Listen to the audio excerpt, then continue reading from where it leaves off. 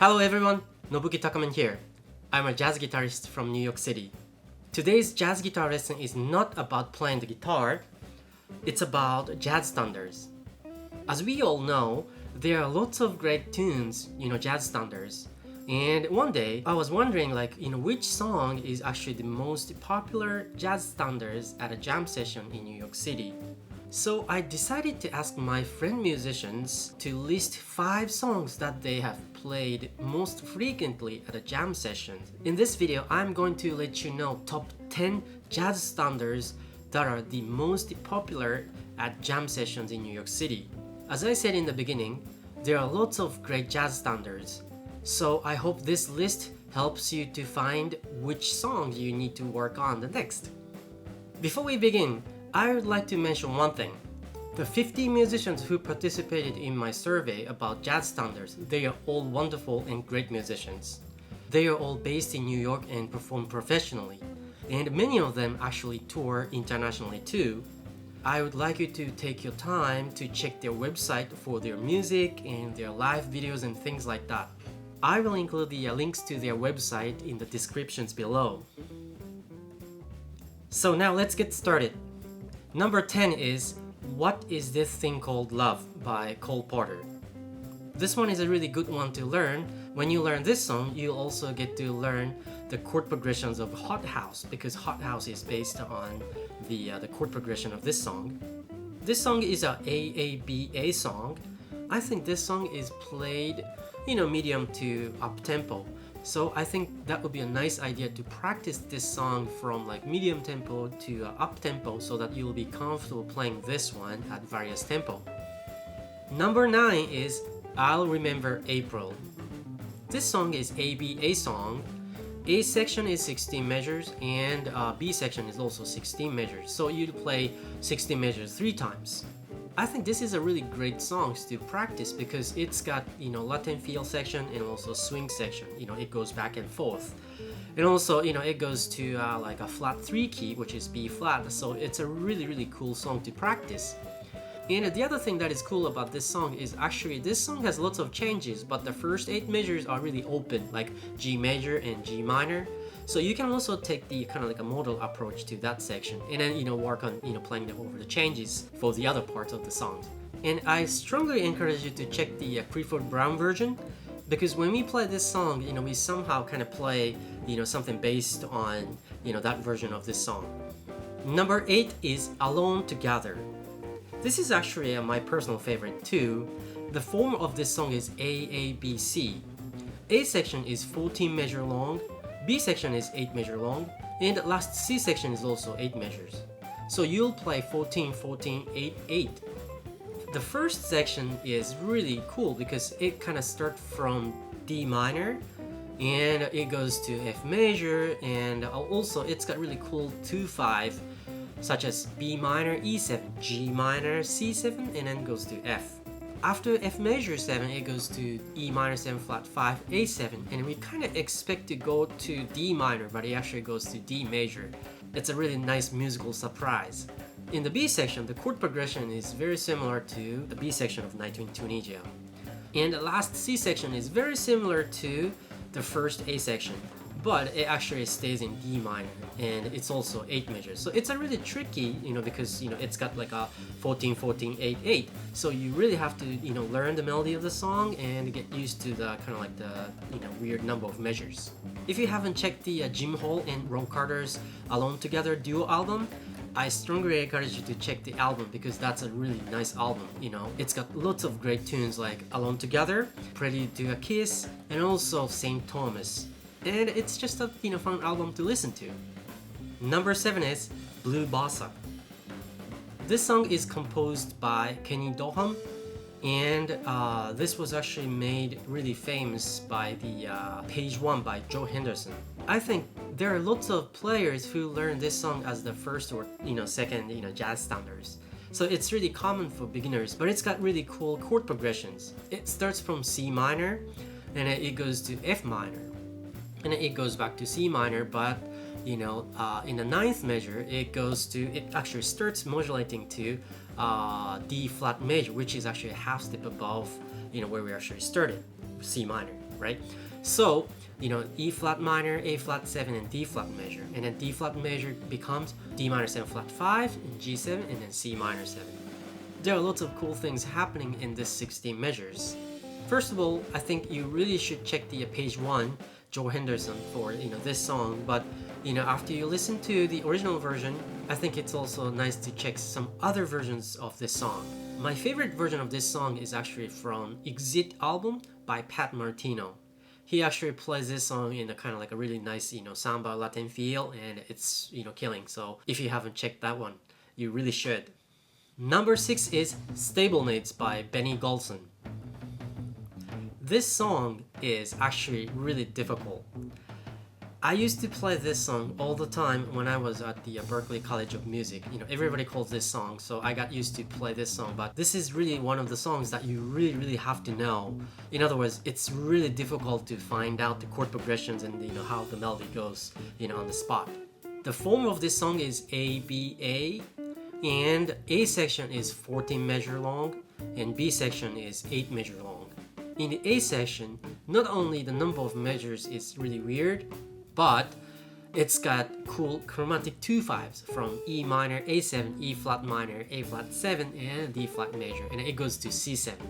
In the B section, it's also really cool. It actually starts from almost like a 3 minor of the original key, which is D flat, so it goes to F minor, and it actually goes up like G flat 7, G7, and then it goes to C7, and it goes kind of chromatically down, like it's kind of like a descending chromatic dominant 7 chords. It's really challenging song because you really have to work on playing over the chord progressions as well as knowing the melody of the song, and it's just a really fun song to play, but it's really difficult. In my opinion, there are lots of players who tend to call this song when they want to play something fast. I think it's good to take it into your consideration when you practice. Needless to say, you should check the original version by Benny Golson, but I actually found a really interesting version that Benny Golson himself did. It's got G, like a whole tone type of G7 chord at the end of the last A, and then as a kind of like an extended ending. So I will include the link to that version of Stablemates in the descriptions below. Number 5 is There Will Never Be Another You. This song is 32 measures, standard A-B-A-C song. I'm originally from Japan, and when I would go to jam session there are lots of players who would call this song. When I go on tour in the US and also Canada and Europe, I think I got to play this song many times. So this is a really good song to kind of know, because everywhere you go you get to play this song. This is really a great song for jazz beginners too, because it's got really a lot of chords in the same key. In other words, there are lots of diatonic chords, but also there are lots of non-diatonic chords like secondary dominant, modal interchange, or like 4 major going into 4 minor, or things like that. And also the melody by itself is really beautiful. Actually, when I was hosting a jam session with a great bass player at a Cleopatra's Needle in the Upper West Side, I got to play this song in a slower tempo, and I feel like this song can be played in a different tempo and different rhythmic feel, so it's just a great song overall. Let's move on to number 4. Number 4 is not actually a particular song, rather it's a song form. It's a blues.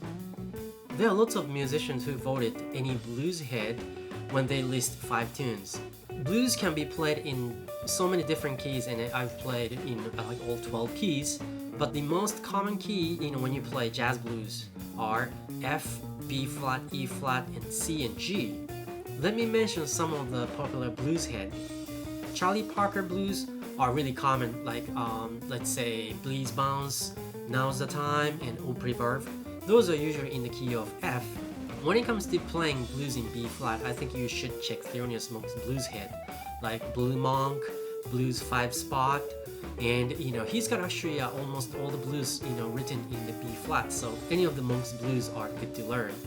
And also Sonny Moonful 2, Sandu, and Blue Train, those are popular blues head. It is really important to learn blues, especially when you learn improvise, because it's all about storytelling, based on 12 measures, the beginning, middle, and end, so you should really spend time on playing blues. And all the blues hits that I mentioned here are in major keys, but don't forget to practice minor blues like Mr. PC and Footprints too. Alright, finally we only have 3 more to go. Number 3 is Stella by Starlight. I actually expected this song to be number 1, but actually this one is actually ranked in the number 3. This was originally written for a Paramount movie called Uninvited.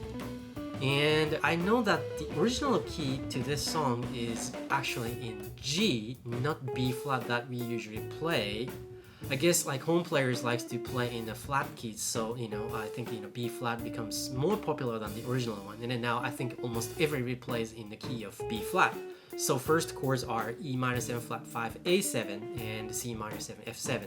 And first chords are actually played like that, but the original version has tonic diminished, which is actually in the key of B flat. It's going to be B flat diminished instead of playing E minor 7 flat 5 to A7. So if it's in the original key, it would be G diminished, and it goes to A minor 7 D7. The key to learn this song is to know, which key you are in. Needless to say, it's really important to learn the melody, but based on really simple melody, this song actually brings you to like a different keys. Like it starts from E minor 7 flat 5 to A7.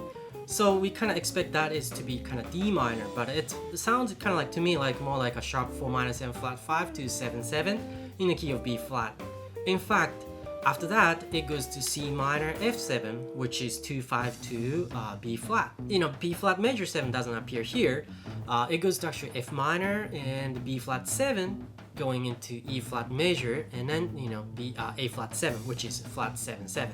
From there, it goes back to B flat, and then it does actually something, but it goes to actually in the key of F temporarily, and it's got really interesting like augmented 7 chord like a G7, and then goes to C minor, and it goes to flat 7 7 and back to B flat. In the last section, it goes from E minor 7 flat 5 to A7, D minor 7 flat 5 to G7, C minor 7 flat 5 to F7, and B flat major 7. Once you learn the basic chord progressions, it would be also nice to learn like some different versions and some different common reharmonization of this song, because there are a lot of them, and knowing those like variations will make you to learn this song more, and not only this song but also all the other songs better. So I think that's something to keep in mind. Number 2 is, again, this is not a particular song, but rather it's a song form. Rhythm Changes. Rhythm Change is a song based on I Got Rhythm by George Gershwin. And the song form is AABA, but the original I Got Rhythm by George Gershwin has extended ending at the end. So I think it's the 8-8-8 10 measures at the end. But when you play songs based on the changes of I Got Rhythm changes, it's usually played as AABA and 8-8-8-8, so 32 measures. It's not too much to say, the chord progressions of this song have everything that you need to know about playing jazz. So like it's got like 1 6 2 5, and it goes to like 4 measure, and then it's got a lot of variations and things like that, but I really think it's beneficial for you when you study this song really in deep.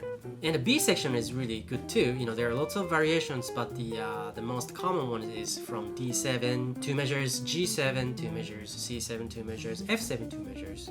I know that some players like to play as a 2-5, like A minor 7 D7, D minor G7 instead of G7, and things like that. So again, that's really important to check and listen as many different rhythm changes as possible, because I think that's the nice way to develop your ears and also like understand the song form more.